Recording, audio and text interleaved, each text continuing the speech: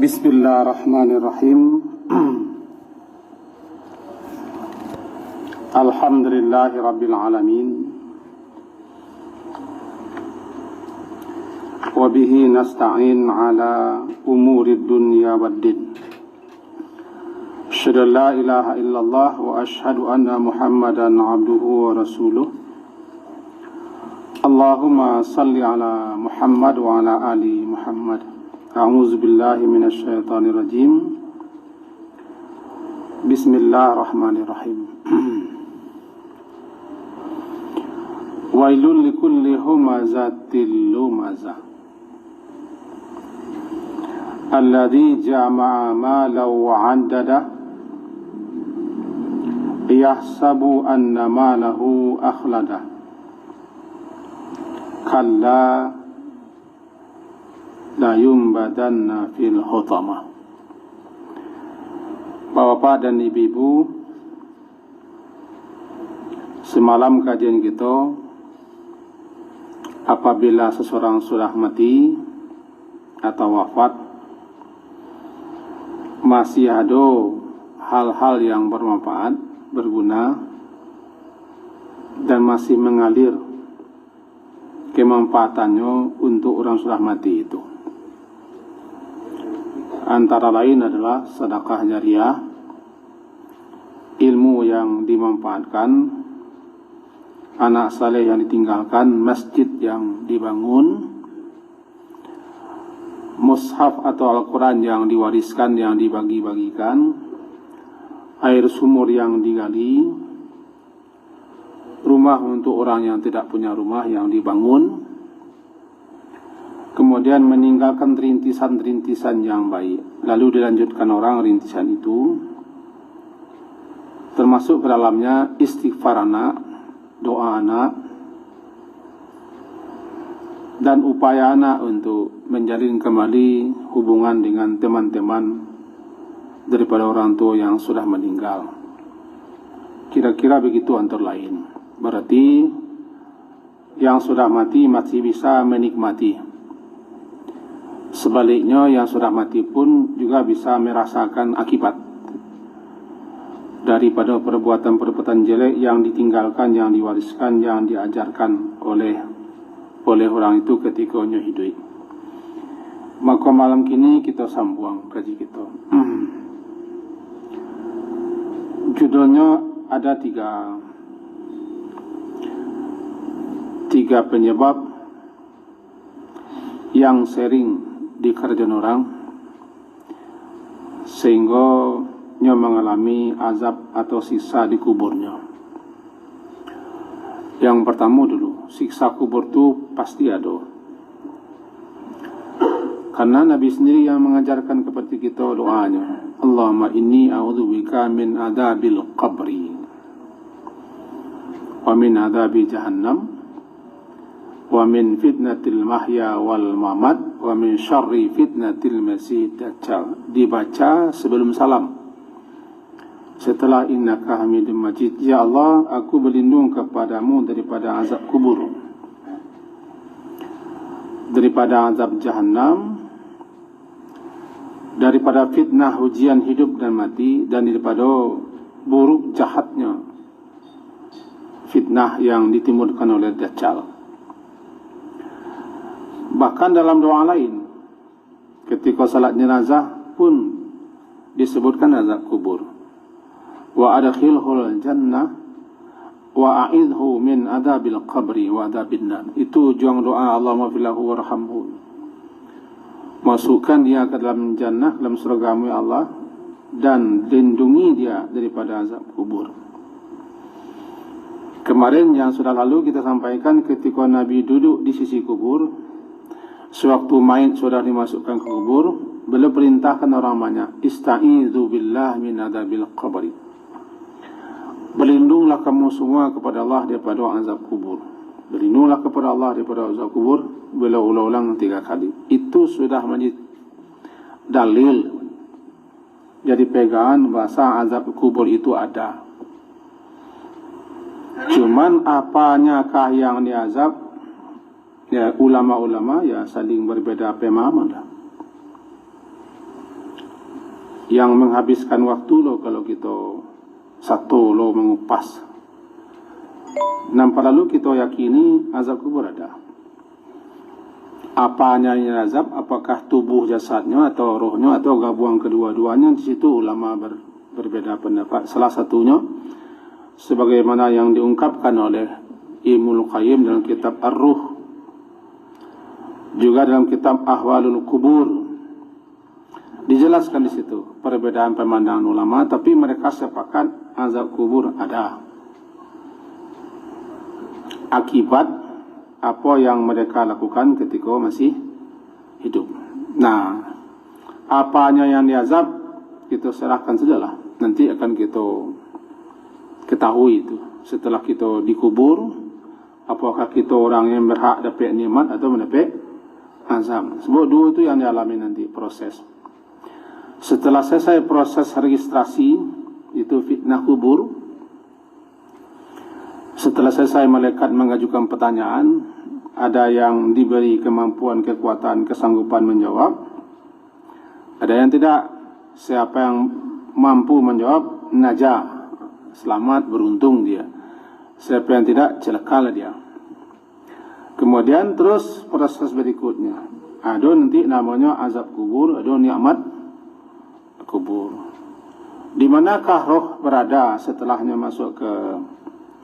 setelahnya mati, jasadnya dimasukkan ke kubur? Di alam barzah. Di manakah barzah itu? Kita nak tahu. Kalau nak tahu, ya mati dulu. Tak panjang nak ceritanya lah, mati dulu. Di manakah bukareh itu? Kecik bayi dalam kandungannya, lahir salah. Kalau lahir, beku ke bumi lah, jadi di mana bukarehnya. Ini kuat dalam kandungan baru.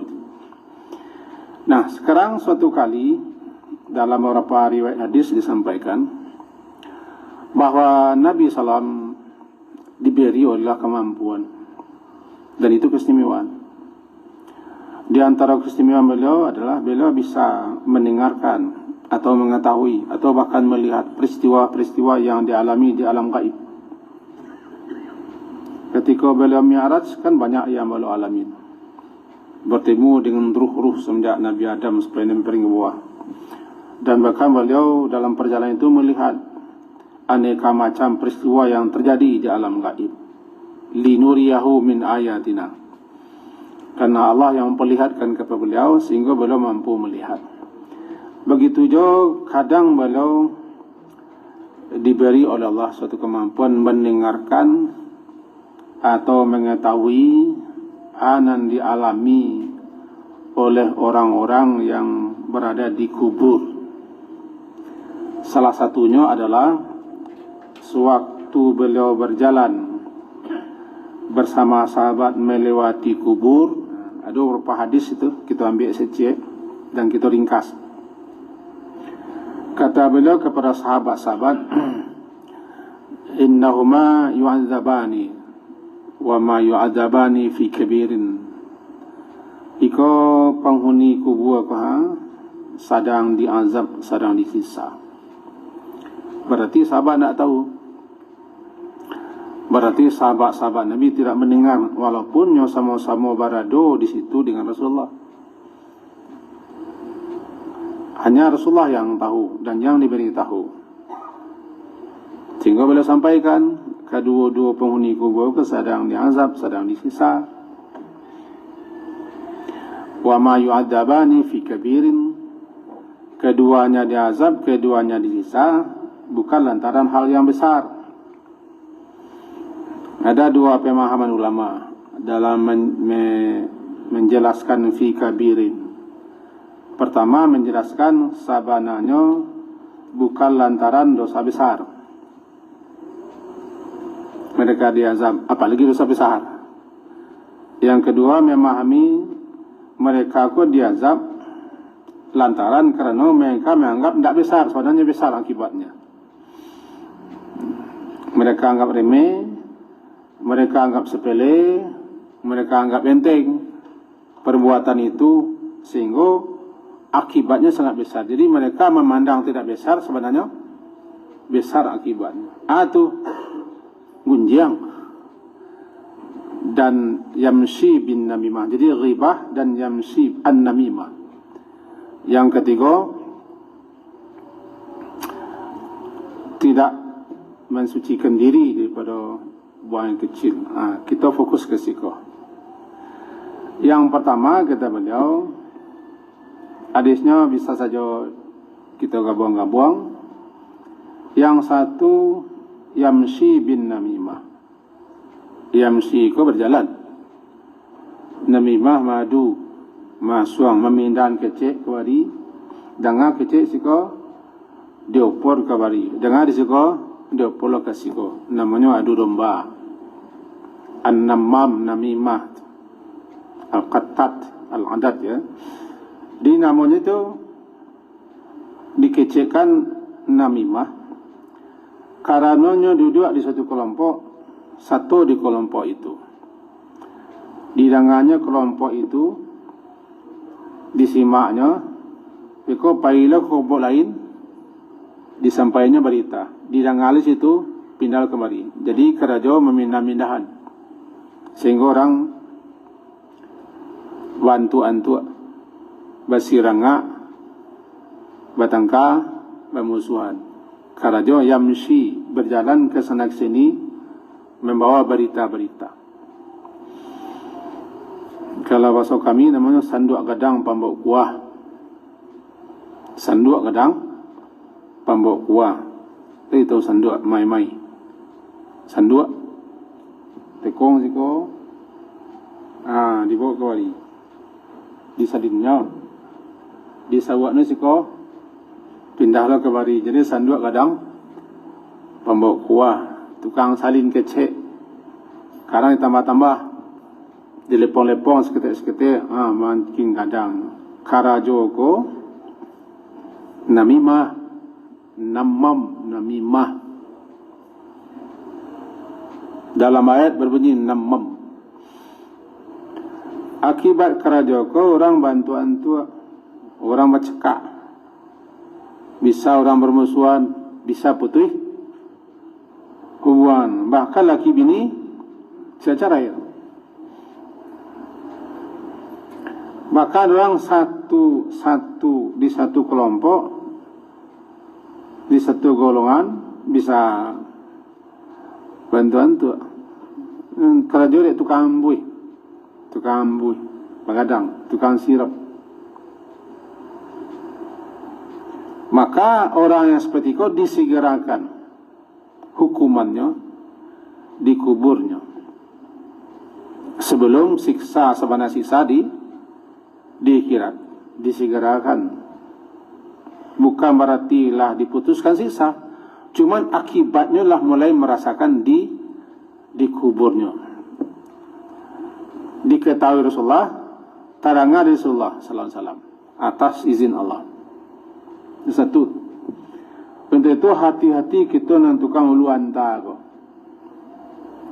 Tukang ulu anta, tukang salin, tukang pindahan, tukang japui, tukang anta, ulu anta, uluan kasih ko anta kembali, pindah. Tu sekarang jo, yamshi bin namimah.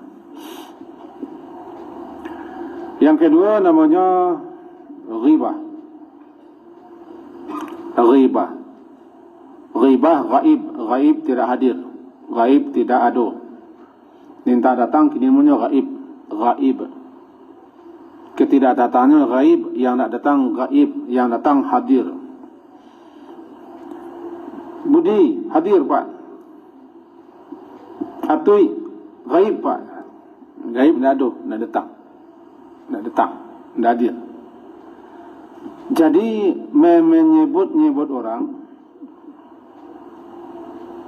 membicarakan orang ketika tidak ada datang, tidak ada depan kita di belakangnya, dengan hal-hal yang tidak suka, tidak senang, bahkan benci kalau itu kita sabut tentang dirinya, namanya ghibah. Anang ghibah membicarakan dia ketika dia tidak hadir, tidak datang di belakangnya. Zikruka akhaka bima yakrah. Engkau sebut-sebut, engkau bicarakan saudaramu Dia tidak senang dengan apa yang dia benci, tidak suka. Lalu sahabat bertanya, yang kami sabut itu kan memang itu dan dilakukan Rasulullah, itu nang ghibah. Kalau itu tidak di kerajaannya, tidak ghibah namanya. Namanya dusta, bahattah, buhtan, engkau bohong namanya. Dan kita sabut, dan kita bicarakan, dan kita percakapan itu memang itu yang di kerajaannya, atau terdapat pada dirinya, atau bersangkutan dengan ini. Cuma yang tak suka itu dibicarakan. Bangih dan bancinya kita baca di ketika yang tak ada. Ketika yang gaib. Nama ghibah. Wala yaghtab ba'dukum ba'da. Yaghtab. Ya ghibah. Ghibah kon orang terjemahan bahasa kita gunjiang. Badangguang gunnya tu. Gunjiang. Orang terjemahan bahasa gunjiang. Atau bagunjiang. Ana bagunjiang. Kalau memang itu terjemahannya berarti mengecekan orang, menyebut orang, mencerita orang tentang hal-hal yang tak suka orang tu dibaca di belakangnya ketikanya gaib. Itu nang gunjiang. Kadang disebut je nanti dengan humazah. Hamaz menjadi humazah. Humazah diterjemah sebagai pengupat. Humazah secara bahasa artinya mendorong, menolak, menunguan supaya orang jatuh. Mendorong, menunguan, menolak supaya orang jatuh. Sebab hamzu artinya menolak. Hamzu ad-daf'u, menolak. Jadi kita sabui-sabui orang, kita baca-baca orang, aibnya, cacat, celanya, kekurangannya, kelemahannya, pokoknya hal yang berkaitannya ketikanya di belakang. Dengan menyebut-nyebut itu tujuan kita untuk menjatuhnya. Apa nama humazah? Humazah. Sebab tujuan membicarakannya memang mendorongnya supaya jatuh. Asal mulanya mendorong orangnya tangan jatuh. Kini didorong orang yang muncul. Dia kecek, dia cerita supaya jatuh kehormatannya, jatuh daging, jatuh kemuliaannya tengah-tengah masyarakat. Memang yang itu tujuannya. Apa nama? Humazah. Deklah hobi dia itu kerajo, kena sakit kepala, bertambah ta di belakangnya. Humazah. Ta itu menunjukkan mubalaghah. Itu kerajo. Kalau ndak mengecek, nyoga sari sakit kepalanya. Humazah. Tapi kalau sekali dua kali, ndak humazah namanya. Teragak sesekali, ya genjang. Sesekali. Paling-paling ada dosa. Kena do nak bergunjang ko sakit kepalanya. Bang sakit kepala ndak gunjang sari kuah je nah. Sakit kepala. Kalau lah kecanduan humazah, tanya itu menunjukkan mubalaghah. Kalau pelaku banyak hamaz. Jadi tujuannya menjatuhkan orang. Jadi dengan begitu, kapan saja kita bicarakan orang di belakang dirinya, ghibah. Dan ghibah akibat ghibah telah mulai dirasakan di kubur. Disiksa di kubur. Itu yang diberitahu Allah kepada Nabi atau di tangan Nabi. Orang sedang disiksa, ghibah. Gunjang. Dan gunjang atau ghibah itu tidak boleh kita peketek. Kita acok orang peketeknya. Baca orang peketek, ya gunjang-gunjang seketek kan tak ada. Ini peketeknya gunjang. Tak ada seketek-seketeknya. Kalau lah gunjang lah. Barang seketeknya, tanya barang. Lagi sebanyak kau. Kapan saja kita bicarakan aib orang, kekurangan orang, kelemahan orang, baik untuk menghantamnya atau sekadar bicara-bicara saja, gunjing. Kalau untuk menjatuhkannya, hamaz, humazah, menjatuhkan orang. Ditambah lebih koh, uluanta.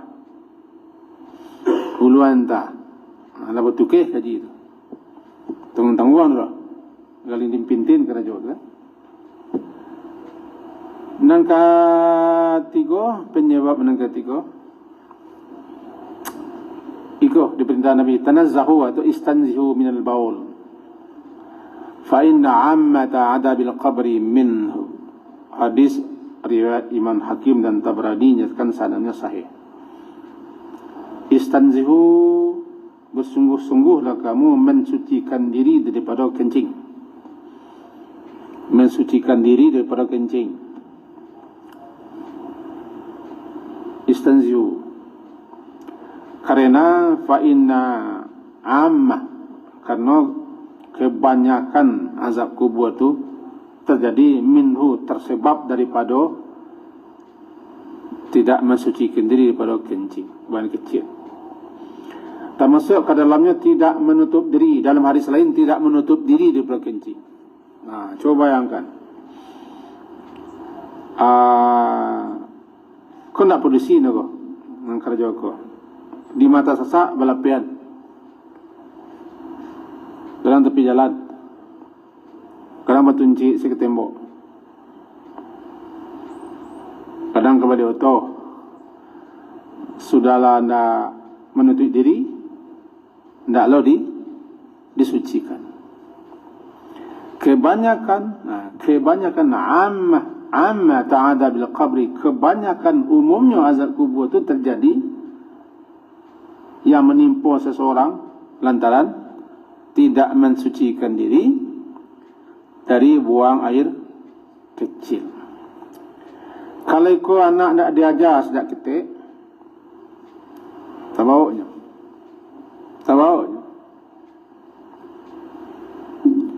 Selagi orang tu bernajis badannya, tidak bersihnya daripada najis, maka ketika itu setelah buang air tidak bersih, buat najis.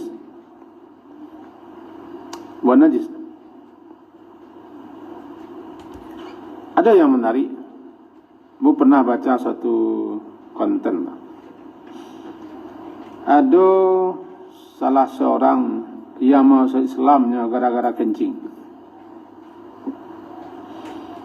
Inya ko lah tua, tapi walaupun lah tua, nya ingin bekerja untuk mengisi waktu tu, dan nya tidak mau diam, nya harus bergerak.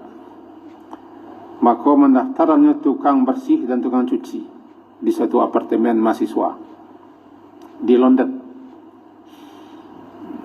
termasuknya laundry, membersih-bersihkan kain. Lalu suatu ketika datanglah mahasiswa baru yang kebetulan mereka dari Timur Tengah.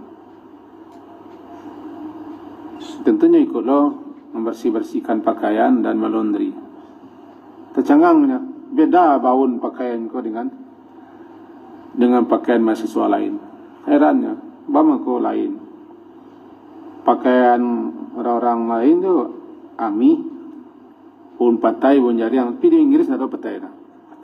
Pokoknya tambu pesing selesai ganji ya pun. Cenggangnya. Maka singkat cerita tanya, kenapa itu? Dengan minta maaf, jadi kenapa mahasiswa-mahasiswa kok pakaiannya tidak berbau? Diterangnya kami diajari oleh agama kami, setelah buang air itu harus membersihkan diri, mensucikan diri. Kami diajar semenjak kecil. Tertariknya, itu ajaran agama kalian ya. Sebab nanti bayang, selama Islam ku teror. Penasarannya dipelajari Islam masuk Islam. Lalu tu produksi lah. Jadi terlalu banyak kalau dikaji manfaat, faedah, hikmah, fadilah, keutamaan di balik kita diperintah mensucikan diri setelah buang air. Namanya kadang-kadang istinja, kadang-kadang namanya istinja, istibra, istitabah, macam-macam nama, tapi intinya sama. Membersihkan diri setelah buang air kecil daripada najis. Nah, orang yang tiga kok masih banyak penyebab lain, tapi nanti kok umumnya yang pertama tukang adu domba, sangat berbahaya. Yang kedua menggibah, yang tadi gibah. Yang ketiga tidak mensucikan diri setelah buang kecil, termasuk tidak menutup diri. Kau bisa nanti dicari dalam syarah kitab Bulughul Maram, namanya Tawdihul Ahkam kitabnya. Ada 8 jilid. Di jilid pertama diterangkan bahwa hadisnya bicara tidak mensucikan diri sekaligus tidak menutup diri. Mencakap ke jiwa di mata sasak lepeh. Ada yang bisa ditembak, ditembakan, tiba ditunggal isteri, bisa laput tunggal isteri.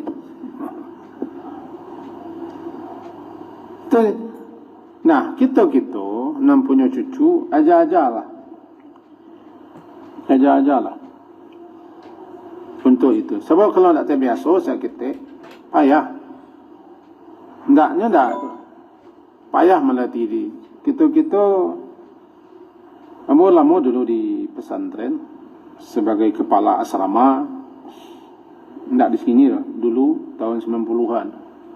Itu memang jendela, pintu-pintu keluar tu, kalau pagi-pagi lah baun. Anak-anak tu nak teraja sendiri. Lah jaga malam lebih, entah 5 hari basuhnya. Anak-anak lapis SD. Kan tingkat senawiyah dulu. Setiap pagi baun. Ndak muahnya ke lakang untuk mencuci diri. Pokoknya lapis lalu boleh. Akibat ndak dibiasakan. Jadi kalau kebanyakan penyebab azab kubur itu antara lain adalah tidak mensucikan diri dan tidak menutup diri, maka latih hajalah anak. Kadang-kadang kan di sebagian orang dan orang sebagian ya tersak cucunya atau anaknya buka sesuatu tu berlapis ke tengah labuah. Itu berarti kita mengajarnya untuk itu. Bawa ke WC atau bawa air atau ada aqua siram. Bawa sejak ketik dah jalan atau bawa ketik. Kesimpulan yang terakhir tentang azab kubur. Balik kita kadang tadi. Ketika Nabi selesai membicarakan itu, beliau minta pelepah korma. Kemudian beliau bagi 2. Satu beliau tancapkan ke kubur yang satu. Yang satu lagi ke kubur yang lain. Kata beliau, la'alla.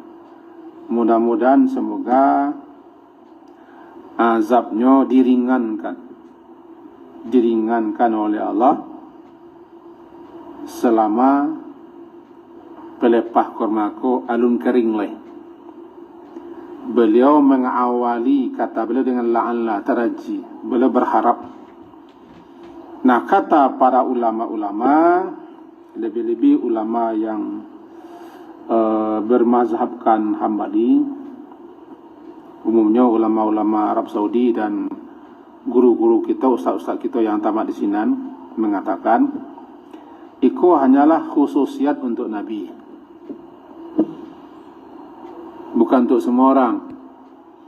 Artinya selagi pelepah kau masih basah, harapan mudah-mudahan Allah ringankan azab.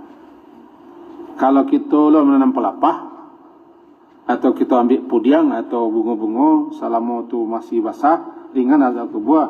Kecil beliau-beliau pun dapat, tak. Itu khususiat untuk Nabi. Tapi yang lain memahami tidak. Sehingga mereka pakailah itu. Mereka tanamlah pudiang atau lain supaya ketawaran atau setiap berkunjung bersiram bunga nan putih aku bunga ros namanya. Bunga melati. Ketawaran nampal yang sanang tentu orang juang bunga. Nama nampal yang kuat nama saya pemahaman ulama. Pendapat ulama nan jadi perbuatan Nabi, kata beliau, mudah-mudahan selagi pelapah korma kolong kariang le Allah ringankan azabnya. Dan itu doa Nabi mustajab dan makbul. Kalau kita cuba lo bano, ini cubalah. Tapi jaminannya tidak ada.